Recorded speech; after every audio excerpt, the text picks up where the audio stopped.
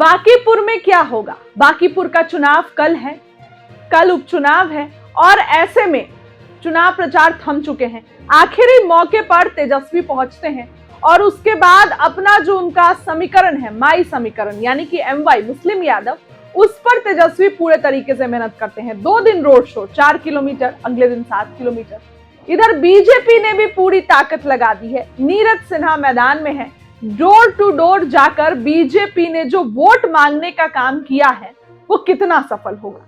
नीरज सिन्हा मैदान में है, नितिन नवीन के करीबी हैं और ये सीट भी उन्हीं की है।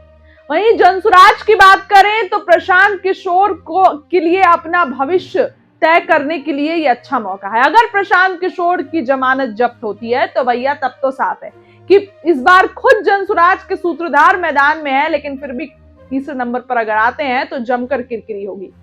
बीजेपी की टेंशन बढ़ सकती है। देखिए, पहले ऐसा लग रहा था कि प्रशांत किशोर जो है वो तेजस्वी यादव का वोट काटेंगे। पहले ऐसा लग रहा था कि तेजस्वी यादव तो है ही नहीं मैदान में। तेजस्वी इतने दिन से विदेश में थे और आते के साथ तेजस्वी एक्टिव हो गए, लेकिन किसी को उम्मीद नहीं थी कि तेजस्वी के इन 2 दिनों में इतनी भीड़ नजर आएगी।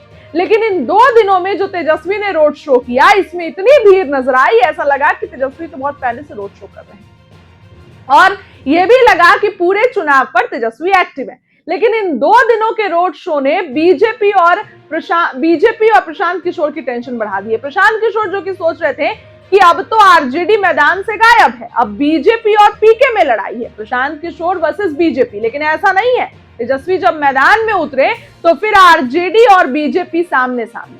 अब सवाल उठ रहा है कि आखिर प्रशांत किशोर जो MY समीकरण वोट काटने वाले थे वो अब क्या करेंगे? वो अब बीजेपी का वोट काटेंगे। और अगर बीजेपी का वोट काटते हैं प्रशांत किशोर, 25 कैंडिडेट मैदान में है, अगर बीजेपी का कैंडिडेट, तो इसका सीधा सीधा फायदा होगा आरजेडी को। इसका पूरा फायदा लेकर जाएंगे नेता प्रतिपक्ष और उनकी प्रत्याशी रेखा गुप्ता।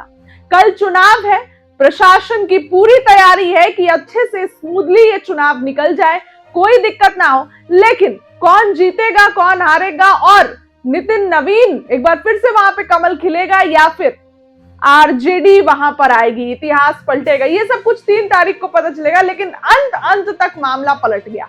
अंत तक प्रशांत किशोर जो आरजेडी का वोट काटने वाले थे, जो कि अब तेजस्वी पूरे तरीके से मैदान में आ गए, वो अब अगर वोट काटेंगे तो बीजेपी का वोट काटेंगे, क्योंकि तेजस्वी अब खुद मैदान में है। 2 दिन का मेहनत तेजस्वी का, छात्रों के लिए लगातार आंदोलन की चेतावनी देना, छात्रों को उसी समय रिहा करना, तेजस्वी अपने पे ले रहे हैं कि उनके क्रेडिट से ऐसा हो रहा है, उन्होंने कहा और सरकार ने फिर ऐसा किया। तो इन सब का फायदा कहीं ना कहीं तेजस्वी यादव को मिल सकता है। 2 दिनों के रोड शो का फायदा उनको मिलेगा।